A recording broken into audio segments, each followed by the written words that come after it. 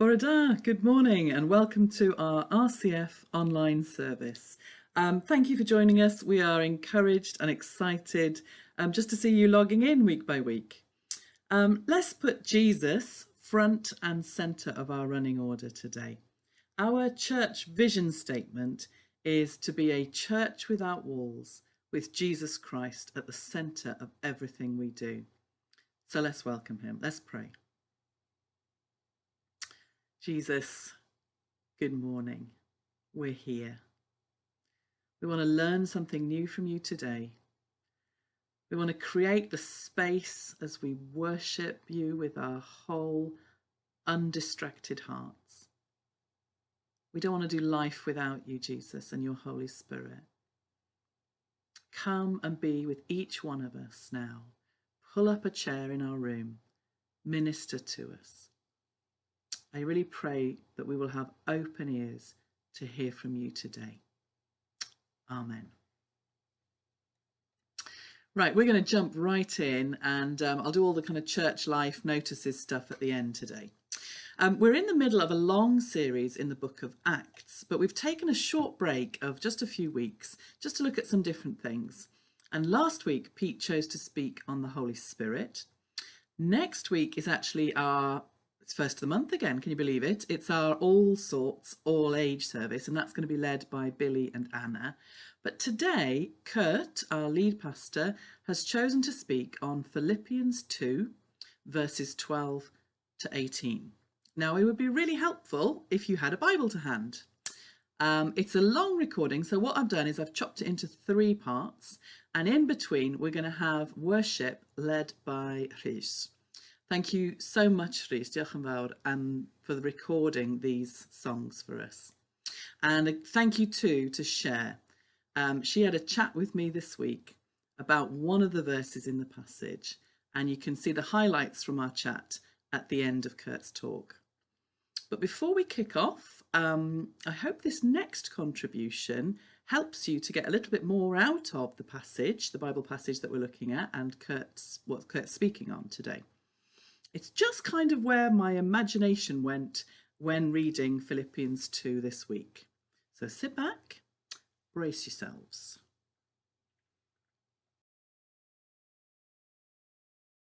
Right, it's 10:30.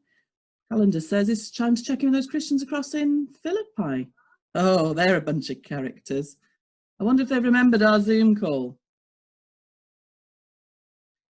Oh, looks like they're on their way.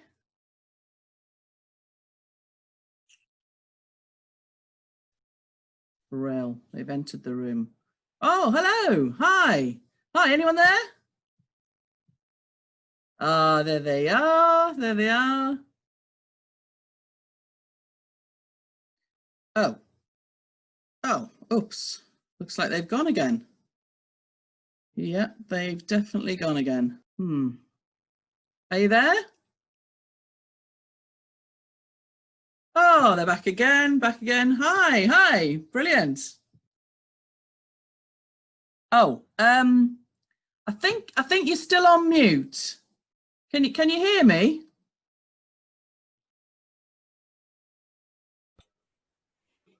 Hiya, Paul. We're so excited to hear from you. We were just saying the other day. Oh, hi.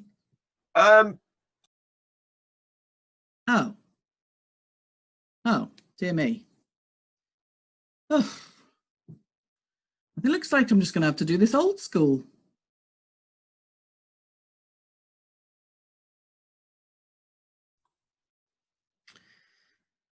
Right, I'm going to have to give him a call instead.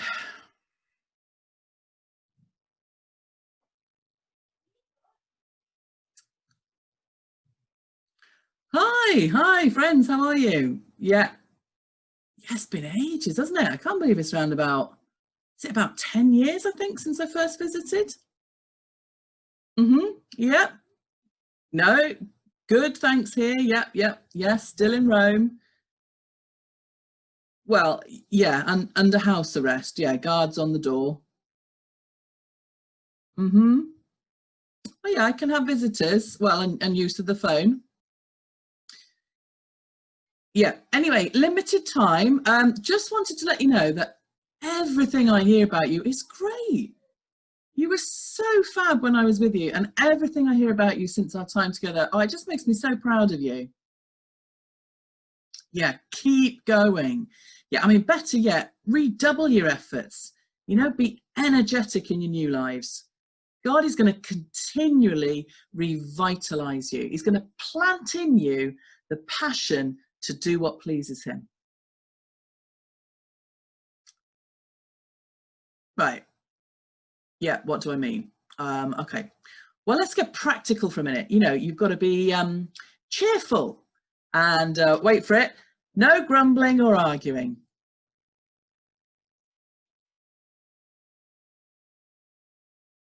Are you still there? Hello? Oh, you are. Yeah. No, that is what I just said. Yeah, no bickering, no complaining, no arguing. Well, yeah. Yep. Yes, I know that's really hard. Sorry. Hannah, is it Hannah? Didn't quite catch that, Hannah. Well, no, I don't have to live with Josh. No, you're right. You're right. I don't have 8 kids. Mm-hmm. Yeah, but no, what I mean is, you've got to be different to those around you. Just imagine what a breath of fresh air you'll be down at the market, not complaining about Josh and the kids. Oh, hello. Oh, Josh, it's you. Yeah. Yeah, I know things are tough for the fishing business at the moment. We live in tough times, Josh. Dark days, yeah. Brutal, yeah. But just imagine how much more of an impact you'll make if you carry that message of light into the dark times that we find ourselves in. All of you, hang on, Josh, put me on speaker again. I want you to shine like stars, bright lights in dark days. Yeah, let all that Jesus has done for you just shine out of you. You know, let the Holy Spirit into all parts of your lives. You know, let him lead you. Let him teach you the attitudes that Jesus had. Yeah, not thinking of yourselves as better than anybody else, you know, looking after each other and not falling out. You know, you're going to make me so proud. It's going to be such a joy to me if you are living proof that I didn't do all this work and end up here for nothing. Just imagine the party when Jesus comes back and we're all rejoicing together. Yeah, I know. Yeah. Yeah. Okay. Well, listen, my time's, you know, coming to an end now. I really got to go. But maybe each of you could maybe just like, I don't know, drop me a text, you know, let me know what you've been up to. I'd really love to see and hear from you. Yeah? Oh, fab. Thanks. I'll try. Yeah, I'll try and call again soon. All right then. Okay. Bye. Bye. Do you know what? They're great. They're fab, that lot.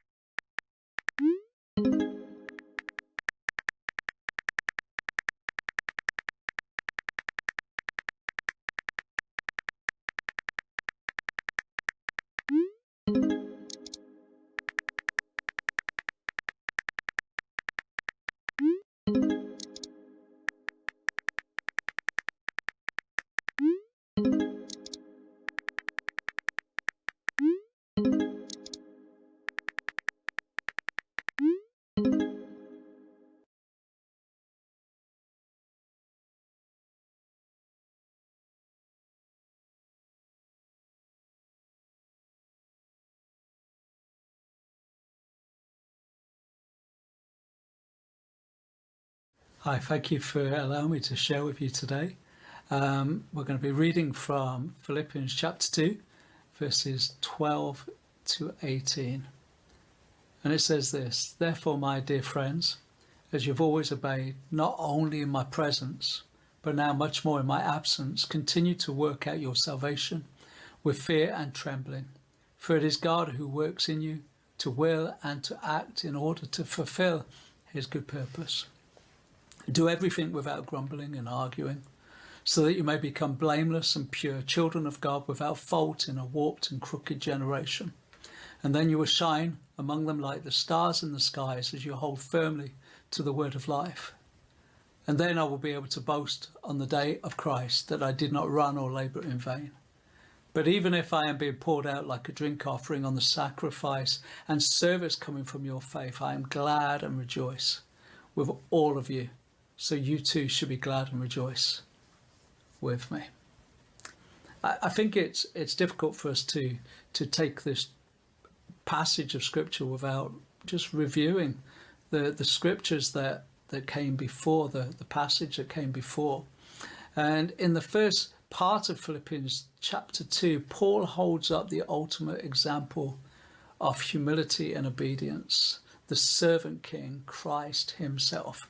And he points to Jesus and he says, this is how you are to live your life. This is how you're to work your relationships out with one another and the world around you, by valuing others higher than you regard the value on even your own life, having the same mind, the same spirit, the same love as Jesus himself has demonstrated through his sacrificial life and death, bringing the unimaginable and the unassailable gap, closing that, bridging that gap by doing something for us that we could not do even for ourselves.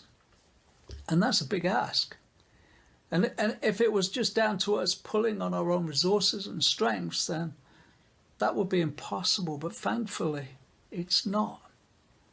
Paul is speaking to the believers in the context of their love, their faith, their actions, reminding them that their obedience was not because he, Paul, was present, but because Jesus was present, that they belonged to him. But today, I'm not highlighting the role of the leader or the pastor, but the fact that Paul is talking about how we view Christ in the light of what he did for us.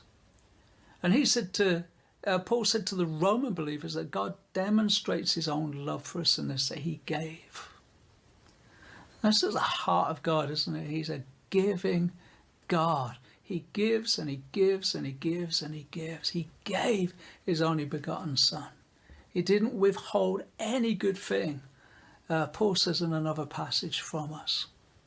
Basically, the letter to the Philippians is, well, it's a thank you letter to the believers of Philippi and the surrounding areas for their generosity. And Paul puts it into the context of what Christ accomplishes on our behalf. And he takes great pains to say, however much that generosity cost you, however much you think it hurt you, it does not begin to compare with what Christ has done for you. You know, Paul did this a lot in his writing. Reviewed and went back to point at what Jesus did on our behalf as an encouragement for those who read it and hear it to continue, knowing that Christ now lives in us. Paul goes back and he reminds them of Christ's attitude, and he says, this is the bar that you need to aim for. And yes, it's impossibly high. Yet in it we're not on our own, that God is at work in us and at work through us. And Paul says, for it is God who works in you to will and to act in order to fulfill his good purposes. Commending the Philippians for their generosity, and then pointing out it's actually God who was at work in them to enable them to become so generosity, to act out that generosity. It was God's Spirit within them working.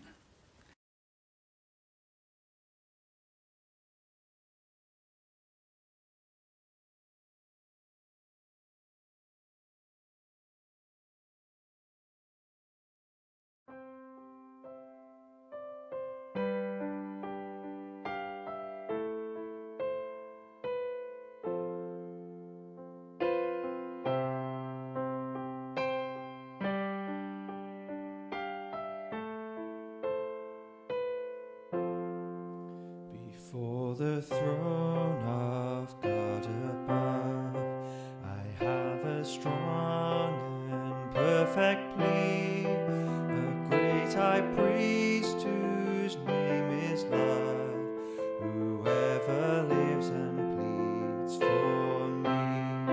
My name is graven on his hands, my name is written on his heart. I know that while in heaven he stands, no tongue can bid me thence depart. No tongue can bid me thence depart.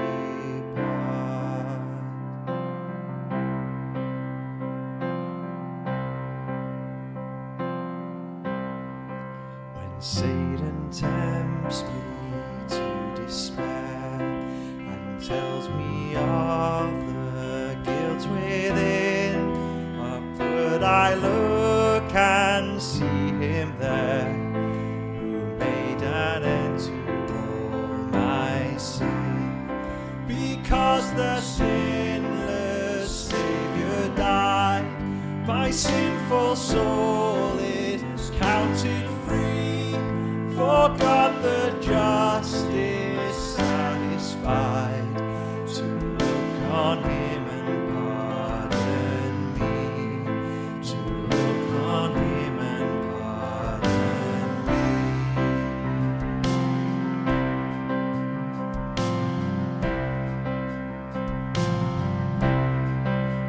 Behold him there, the risen Lamb, my perfect spotless righteousness, the great unchangeable I am, the King of glory and of grace.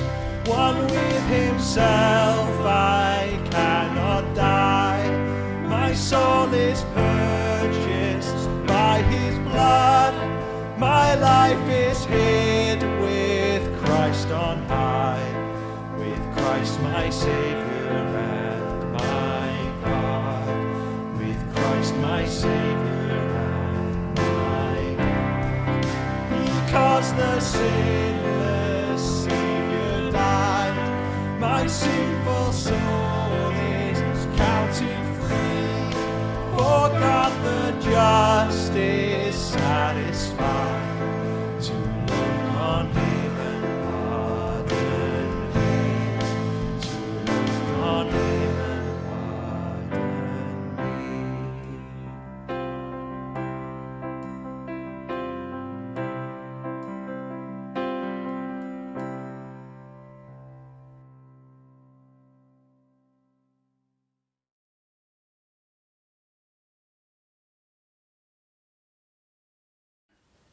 You know, often in the Western Church, we have made the grave mistake of thinking that this stuff is all about us, and it's all down to us whether it succeeds or fails. I think I came to a realization about this about myself a while ago, and realized it's not about me. It's not about my gift. It's not about my abilities. It's not about my strength. It's all about him. And Paul in his writing is all over this, driving the point home again and again and again and again. Tullian Chivadan recently said these words: "You are not defined by your worst moments. You are not defined by your greatest accomplishments. You are not defined by what others think of you or what you think about yourself. You are not defined by what you do or you fail to do. You are defined by what God has done for you." The truth is that Jesus did not come to make my life happier or more comfortable, or even that I might experience all of my dreams coming true. And sometimes that's the gospel we buy into. But he did come to give us life. But there's a caveat on that. Not life as we imagine, but in the realization of that the fullness of life that he's talking about is in the act and the willingness of laying it down. And in ourselves, that is an impossible thing to do. But in Christ, and through Christ, and with Christ in us and working in us, we can do all things. If anyone desires to come after me, Jesus said, let him deny himself and take up his cross daily and follow me. This isn't simple. This isn't easy for any of us. It's impossible. And Jesus knows that. And that's why he's given us his Spirit to live in us, to help us. And when we fail, he's able to pick us up and enable us to carry on. Jesus also said that the eventuality of trying to live our best life by saving it will actually lead to us losing what we strive for most. Paul, in his letter from prison, is reminding the Philippians of hardship, but also of this life, this overflowing life, this inextinguishable life that they have experienced in Christ. That this motivation and driver for generosity did not come from a desire to please man, but to please God, who was present and active in their lives. God, who was working in them to will and act, not to satisfy their dreams and their life goals, but to fulfill his good purposes. Do we realize that actually that's what it's all about? That's what success in Christ is, when we live a life that pleases him, that we fulfill his goals and objectives in our lives and through our lives. Are we willing to make that sacrifice? Do we understand what that sacrifice really, really means?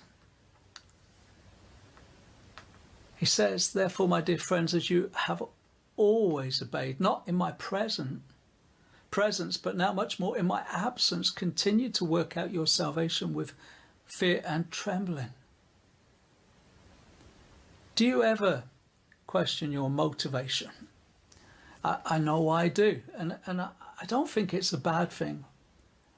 In fact, the Apostle Paul in his letter to the Corinthians, 2 Corinthians chapter 13, goes a bit further and says, actually examine yourselves to see whether you're in the faith. Test yourselves. And then he says, do you not realize that Christ Jesus is in you? Unless, of course, you fail the test.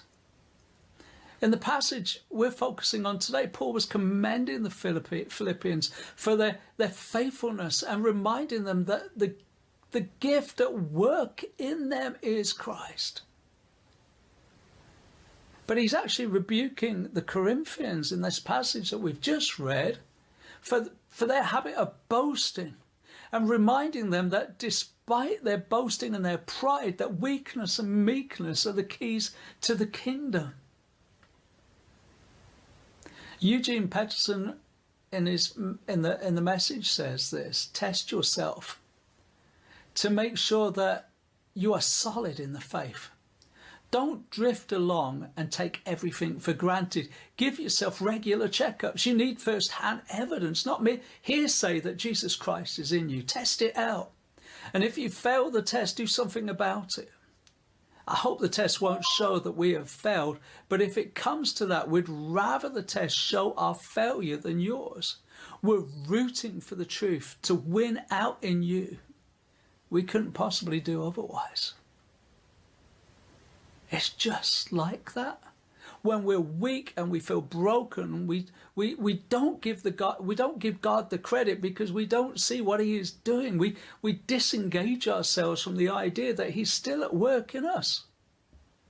Is that the same for you as it is me?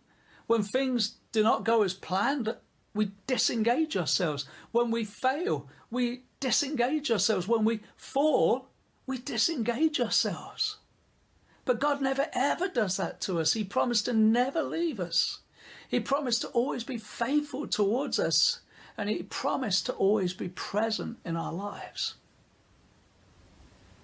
But in our disengaged state, we instead think to ourselves that now we must work it up ourselves.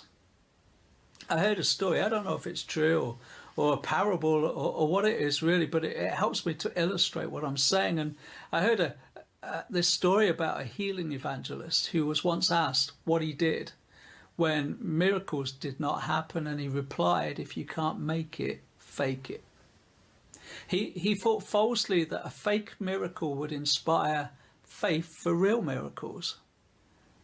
And sometimes I think we think that fake exploits or fake good works or fake whatever will inspire people to something that's genuine and real.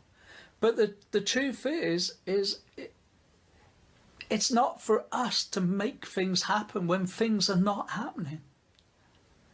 I don't know what his motivation was, but I know this. Before we pass judgment on him for that statement, have we not ourselves, when things are not working out as we plan, been prone to offering up the fake and the phony as an offering to others and to God?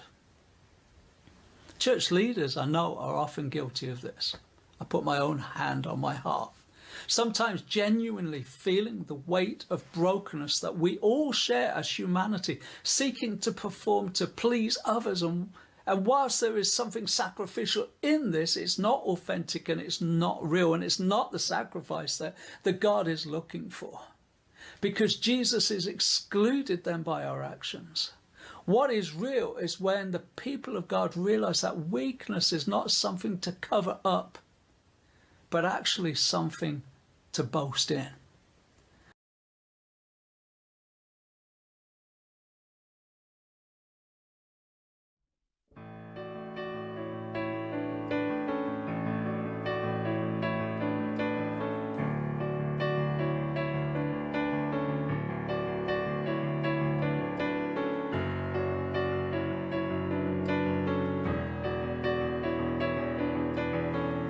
My hope is built on nothing less than Jesus' blood and righteousness.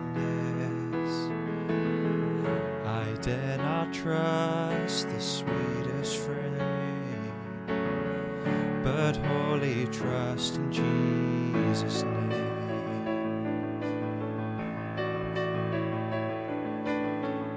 My hope is built on nothing less than Jesus' blood and righteousness. I dare not trust the sweetest frame, but wholly trust in Jesus' name. Christ alone, cornerstone, the weak made strong in the Savior's love. Through the storm, He is Lord, Lord of all.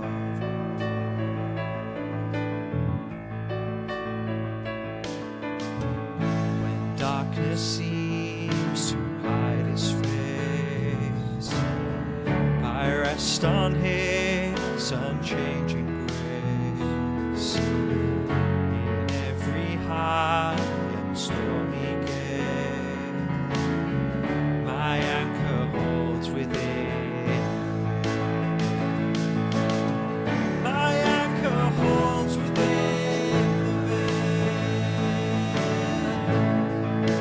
Christ alone, cornerstone, the weak are made strong in the Savior's love.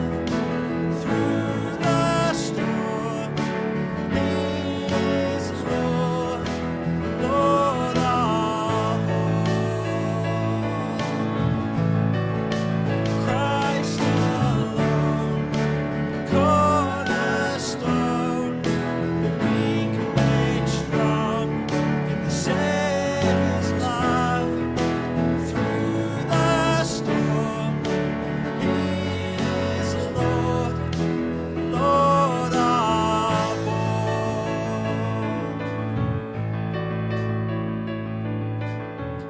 When He shall come with trumpet sound, oh, may I then in Him be found,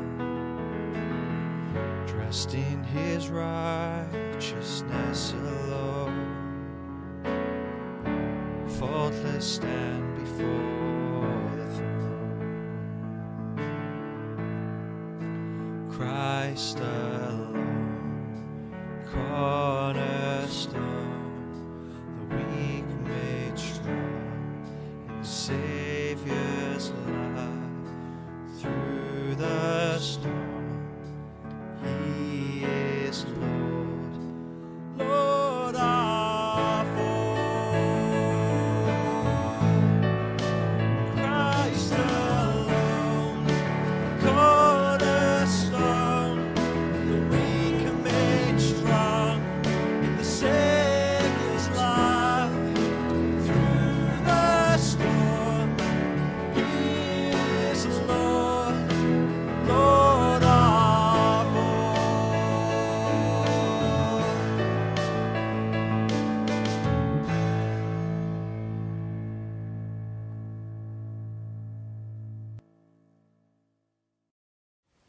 Paul said it said in 2 Corinthians 12 verse 9, he says, my grace is, God speaking to Paul, he said, my grace is sufficient for you, for my power is perfected in weakness. And then Paul's response is, therefore I will boast all the more gladly in my weakness, so the power of Christ may rest on me. And he goes on to say, when I am weak, then I am strong. Do you ever think of yourself like that? Do you think to yourself when you feel broken, I am weak, therefore I am strong? You see, in Christ you are, and in Christ you can do all things. Again, Eugene Peterson puts it like this: my grace is enough, it's all you need. My strength comes into its own in your weakness. And Paul says, well, once I heard that, I was glad to let it happen. I quit focusing on the handicap and began appreciating the gift. It was a case of Christ's strength moving in on my weaknesses. Now I take limitations in my stride, and with good cheer, these limitations that cut me down to size, abuse, accidents, opposition, bad breaks, I just let Christ take over. And so the weaker I get, the stronger I become. I wish I could get so excited about my battles sometimes, my weaknesses sometimes. I wish I could honestly say that there's not a moment when I don't allow self-pity to take over. And I strive and struggle to make things appear to others okay.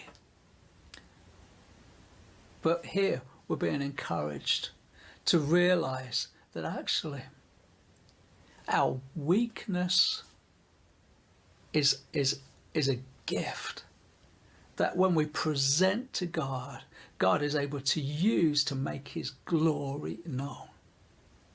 That actually when he said to Paul, my grace is sufficient, his grace was sufficient. And it's sufficient for you, and it's sufficient for me. We sing a song now which is quite popular, which is Christ is enough for me. And it goes, Christ is my reward and all of my devotion. Now there's nothing in this world that could ever satisfy.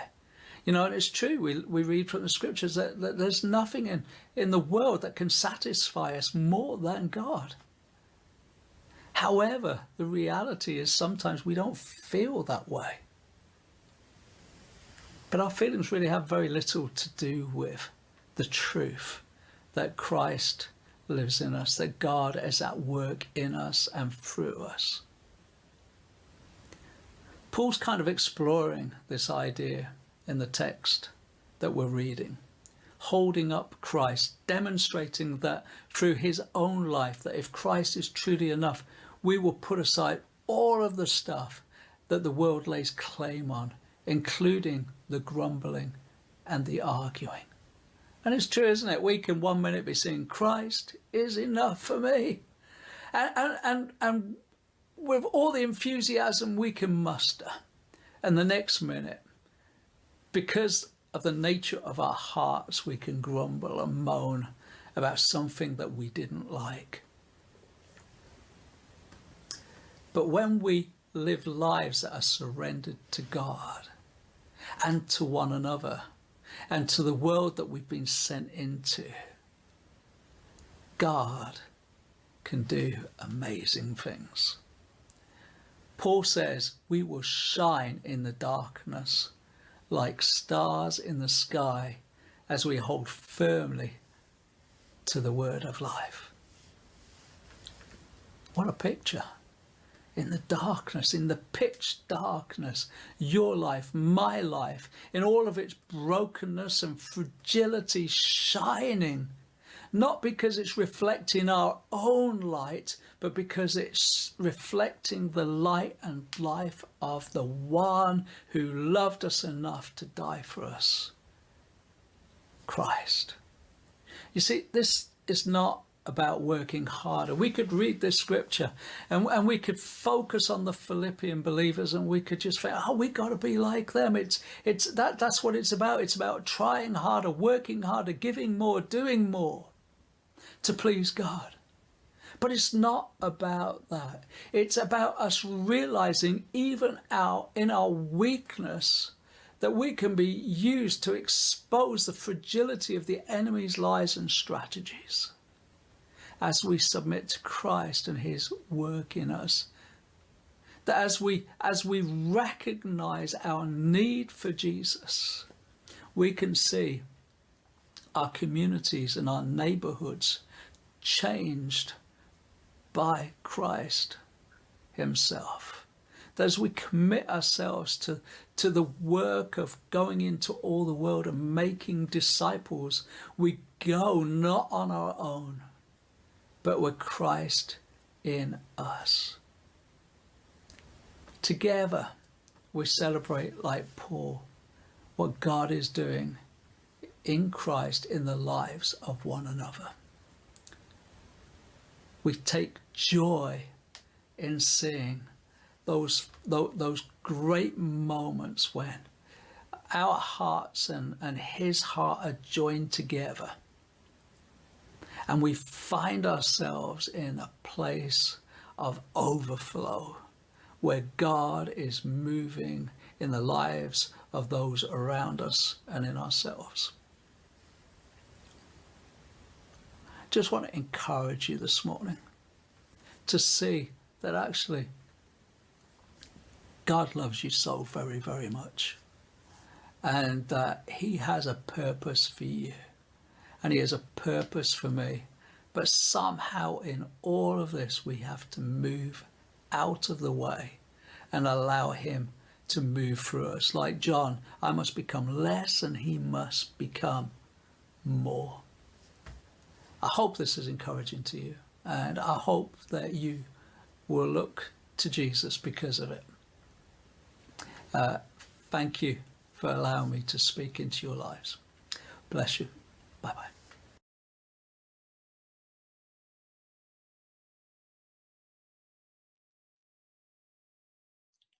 Hello. Hi, Try turning it sideways. sideways, okay. Told you I was new to this, No, Ali. that's fine. Yeah, that's good. That's really good. Yeah. Yeah.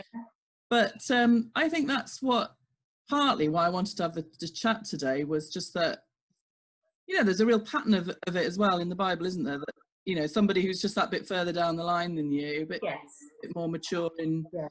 life and in faith and Yes. everything, and just glean from them, just glean kind of wisdom from them. I was going to say, you sent this through. Do all things without grumbling and questioning. I was thinking, what do I think on that really? And then I was thinking, well, actually, it's something that I've got pretty good at over the years, because I'm actually pretty good at grumbling and complaining, and then I realise what's happening, and over the years you get to know yourself and your patterns. And so when I was little, we had these family friends, and their mum really reminds me of you, and she was really kind of gentle in spirit, calm, patient.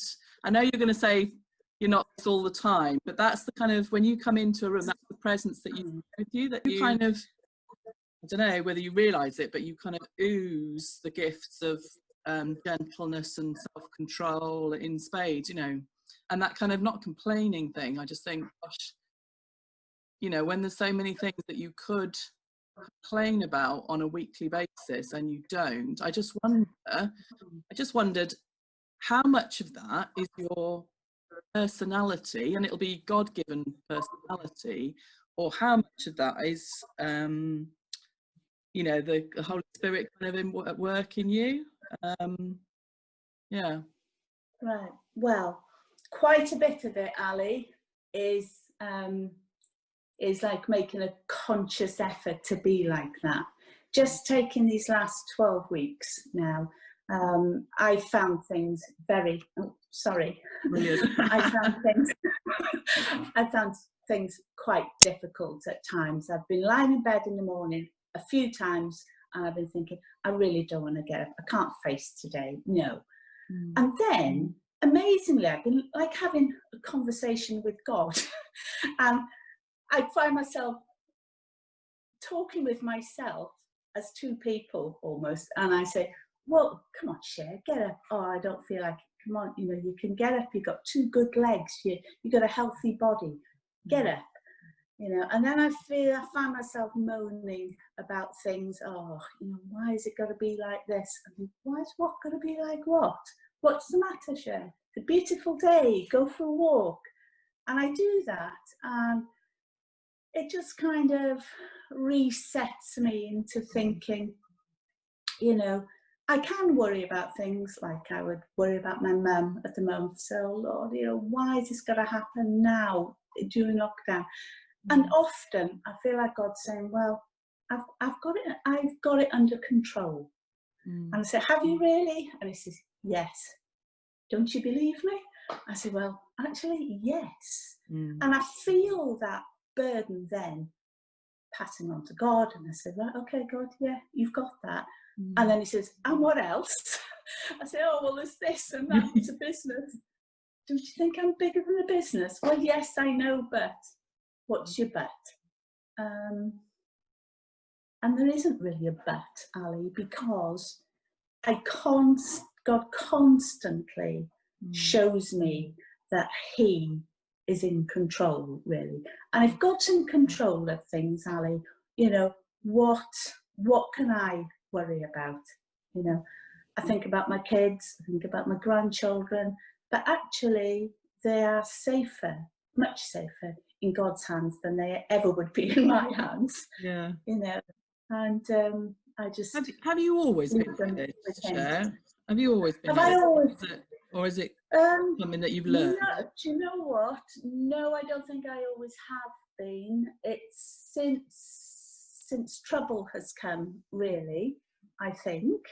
Well, that I've become more aware of it since things have been more difficult. I mean, we've always had difficult things, as everybody does in life, but I think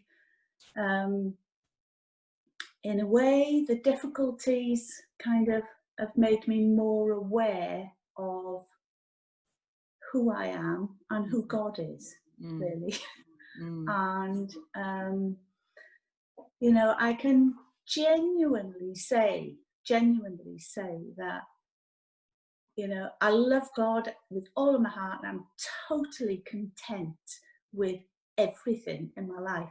He couldn't have blessed me, he couldn't have blessed me more. God couldn't have blessed me more with everything, you know, and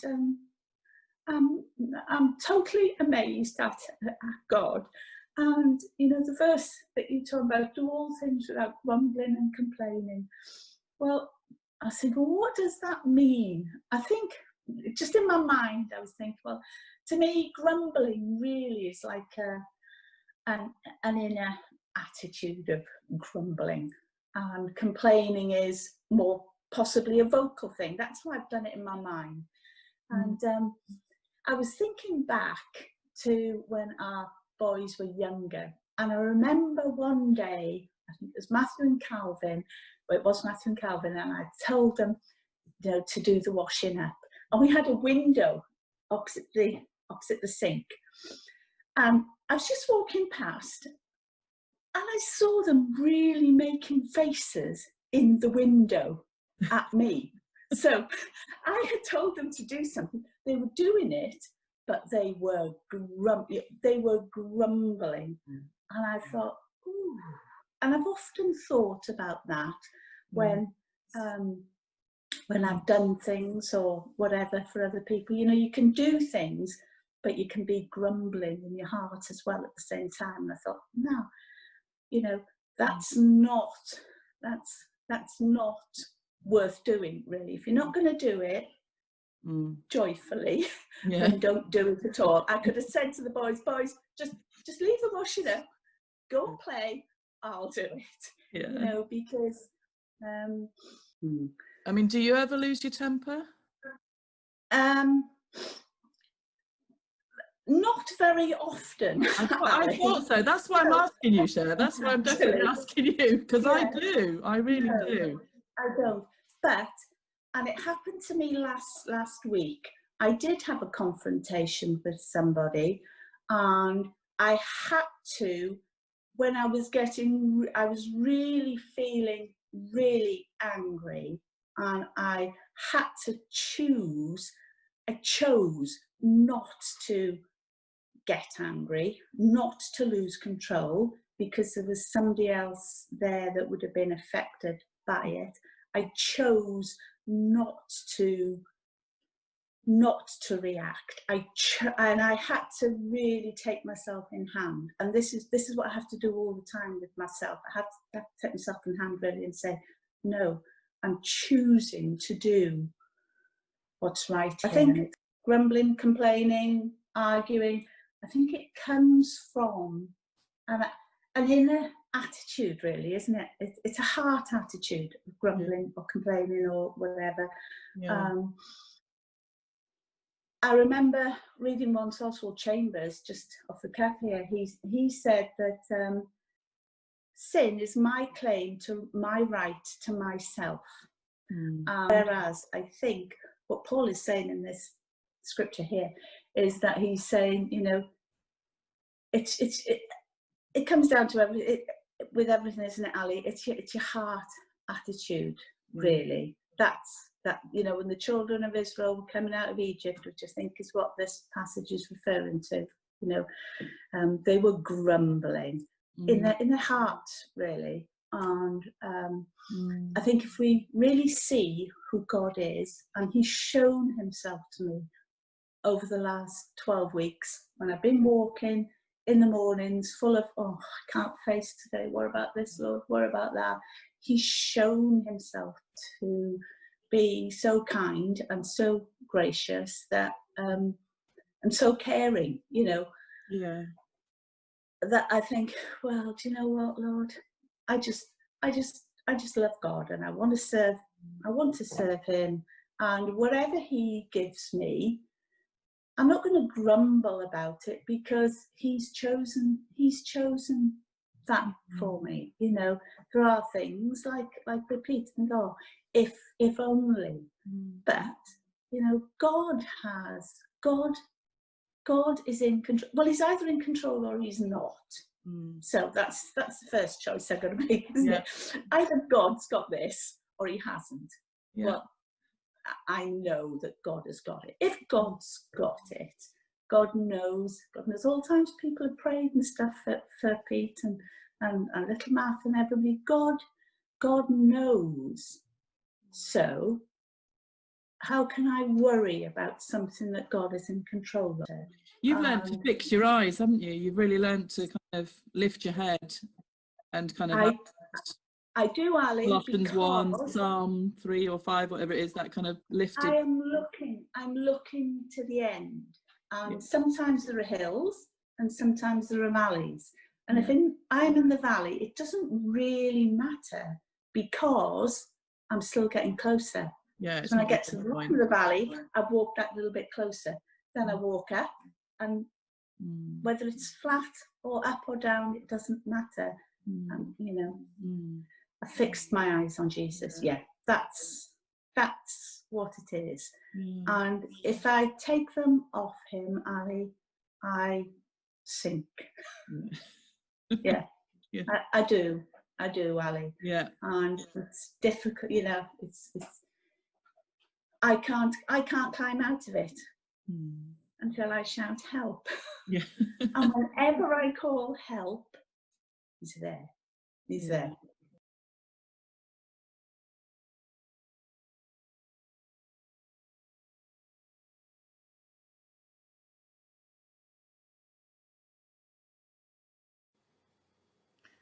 Well, once again, thank you to all the participants today. Can I just remind you that that once the live service is over, the recordings of the service stay on both the RCF Facebook page and the RCF YouTube channel. If you want to go back and revisit any content, or you want to share the links with somebody during the week. More information can also be found on our website. The address is rcfnorthwales.com, and you can use the Contact Us page if there's anything you want to get in touch with us about. Just another reminder that a new Alpha group will be starting in a few weeks, and there is more information about that on our website too, and space is left for you to join. This past week has been a learning week in our church's missional rhythms, and it has just been fascinating, hasn't it, to hear where God has stopped people when they read this passage, where Jesus talks to his disciples about why we shouldn't have lives that are led by worry. This coming week is a sent week. And all this means is that, you know, as you maybe collapse into bed at the end of the day, you have a think about whether you have cooperated with the Holy Spirit that day.